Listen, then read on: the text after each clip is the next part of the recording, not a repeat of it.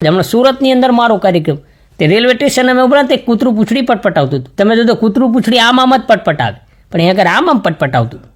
તો મારો ભાઈબંધ કે કૂતરું આમ કેમ પૂંછડી પટપટાવે? મેં કીધું સુરતમાં ટ્રાફિક વધારે ને તો અડી જાય, એટલે એને એડજસ્ટ કરવું પડે ભાઈ. હા, ડાયરાના કાર્યક્રમની મજા છે. આ લોક ડાયરો ને એમાં તો આનંદ જ હોય, પણ અમુક માણસ એવા બેઠા હોય. મારા ગામમાં એક જણો મને કહે, નરેન્દ્રભાઈ આ વખત સરપંચમાં હું ઊભો રહું. મેં કહે રહેવા દે, તું ઘેર નહીં ઊભો રહેતો. આ ચૂંટણીની મજા આવી છે. અમારા ગામમાં ડેરીની સભ્યની ચૂંટણી, તો એક ભાઈ મને કીધું, નરેન્દ્રભાઈ તમે ફોર્મ ભરો. મેં હતી એટલી હિંમત ભેગી કરીને ફોર્મ ભર્યું. હવે મારું નિશાન હતું સાયકલ. એક ફળિયામાં પ્રચાર કરવા ગયો, એક માજી ખાટલામાં બેઠેલા. મેં કીધું, માજી આપણી સાયકલ હમું જોજો. મન કઈ દેખાય, તારું મારીને જા. એનું ચૂંટણી હારી ગયો. બોલો, હા કરે. એક જણો મને કહેતો, મને કે નરેન્દ્રભાઈ હું આ વખત તો ફાઇનલ આપણે સરપંચમાં ઉભો રહ્યો. મેં કીધું તારી ઈચ્છા. તો ગામ વચ્ચે સભા રાખ્યો અને પૂછતો જો કોઈને પ્રશ્ન હોય તો બોલો. એક જણો કે આપણા ગામમાં સ્મશાન નથી, અરે મને વોટ આપીને જીતાડ દો, ઘરે ઘરે સ્મશાન બનાવી દઈશ. પછી તને જીતાડીને શું ફાયદો અમારી? હા ખરેખર. હા, એ 2-4 જણા મોડા આવ્યા. એ મારી સભામાં મોડા કેમ આવ્યા? તો કે ભાઈ અમે ખેતરમાં ગયા હતા, પગ એટલે કાદવ વાળા હતા. હા, અરે મને જીતાડો, તમારા દરેક ખેતરમાં ટાઇલ્સો નખાઈ દઈશ. ત્યાં પછી ખાશે હું એ વિચારો તમે. મારા ગામમાં એક ભાઈ મને કીધું, નરેન્દ્રભાઈ આ વખત મારું સરપંચમાં હું ઊભો રહ્યો છું અને આ વખત જીતી જાઉં અને કદાચ 15મી ઓગસ્ટે મારે બોલવાનું થાય તો. મેં કીધું તમને લખી દઈશ, તમે શું કાં ટેન્શન રાખો? મને કે આજ સુધી બોલ્યો નથી, કારણ કે બોલવું છે ને બહુ અઘરું છે. તે મેં કીધું કશો વાંધો નહીં, હું તમને શીખવાડીશ, તમે ટેન્શન ના. એકવાર જીતો જ ખરા. તો ચૂંટણીમાં જીતી ગયા તો 15મી ઓગસ્ટથી ભાષણ કરો એટલે મેં એમને ચિઠ્ઠીમાં લખી દીધું. મેં આ ચિઠ્ઠી પ્રમાણે તમારે બોલવાનું, અને કદાચ ભૂલી જાઓ તો વિષયના ગોળ ફરવાનું. 2 દિવસ 15મી ઓગસ્ટ ગામના ભાઈઓ બહેનો વડીલો રાષ્ટ્રધ્વજ વંદન થયું અને સરપંચ સાહેબના બોલવાનો વારો આવ્યો. સરપંચ સાહેબે શરૂઆત કરી, ગામના ભાઈઓ તથા બહેનો, ગામના ભાઈઓ તથા બહેનો, ગામના ભાઈઓ તથા બહેનો, ગામના ભાઈઓ તથા બહેનો, ગામના ભાઈઓ. પણ ચિઠ્ઠી મળે નહીં એટલે સરપંચ સાહેબે વિચાર વિષયના ગોળ ફરવાનું. એમણે શરૂઆત કરી, ગામના ભાઈઓ તથા બહેનો, આજે 15મી ઓગસ્ટ છે. 15મી ઓગસ્ટ મહિનામાં જ આવે છે. ભાઈઓ અને બહેનો, 14મી ઓગસ્ટ પછી જ 15મી ઓગસ્ટ આવે છે.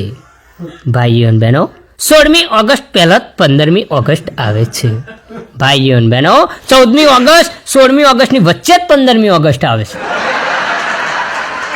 અને ચિઠ્ઠી મળી તો ઘેરથી પત્નીએ સીધું લખેલું ને એ નીકળી. તક આજ મારા દાદાની પુણ્યતિથિ, મારાથી ના બોલાય, જય હિન્દ.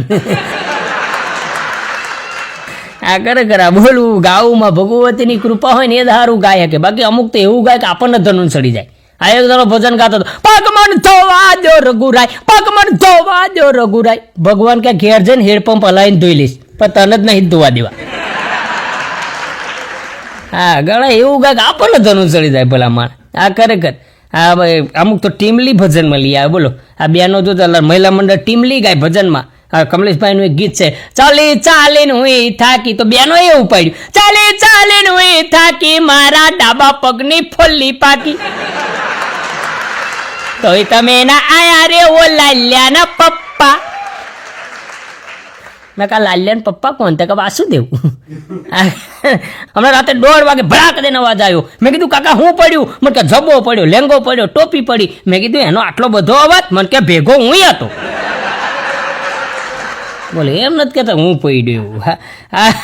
હા ખરેખર. એક જણા તો 130 કિલોનું વજન વધી ગયું. ડૉક્ટર સાહેબ પાસે ડૉક્ટર સાહેબ મારે વજન ઘટાડવું હોય તો શું કરવું પડે? ડૉક્ટર સાહેબ કે ખોરાકમાં શું લો? તો કે બપોર 24 રોટલી, રાત્રે 24 રોટલી. સાહેબ કે 4 જ રોટલી કરી દો. ઊભો કે જમ્યા પહેલાં જમ્યા પછી. સાહેબ કે આમાં મારું વજન વધી જાય ભાઈ. હા ખરેખર. એક ડૉક્ટર સાહેબ તો રમૂજી ડૉક્ટર હતા, એમણે બોર્ડ માર્યું, મારા દર્દ તમામ મોબાઈલની ભાષામાં જણાવો. એક જણો આવ્યો, સાહેબ ઝાડા થઈ ગયા. તો કે મોબાઈલની ભાષામાં બોલો. તો કે સાહેબ ઇનકમિંગ બંધ થઈ ગયું ને આઉટ ગોઈંગ ફ્રી થઈ ગયું. સાહેબ કે રિંગટોન કેવી વાગે? એટલે ઊભો કે અમુક વાર વાઇબ્રેટ થાય સાહેબ. આ મોબાઈલની મજા છે. એમાંય પાછું જીઓ આવ્યું 4G. હા, જીઓની મજા છે. એક જણ જીઓનું કાર્ડ લાવે તો ભેંસને પૂરો નાખતો, કાર્ડ પડી ગયું તો ભેંસ પૂરા હંગાત કાર્ડ ખાઈ ગયો. અઠવાડિયા પછી મેં પૂછ્યું કંઈ ફાયદો થયો? મને કહે તો પોદરોય 4Gની સ્પીડે આવે.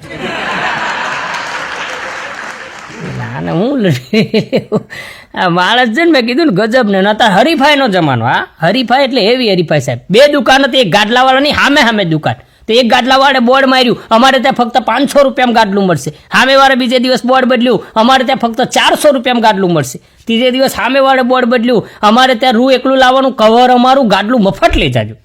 સામેવાળે ચોથે દિવસ પાછું બોર્ડ બદલ્યું, અમારે ત્યાં રૂઈ નહીં લાવવાનું, કવર નહીં લાવવાનું, ગાડલું મફત લઈ જાજો.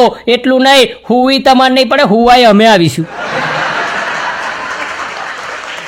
આવા ગાડલા લઈને અમારું હું લઢી લેવું ભાઈ.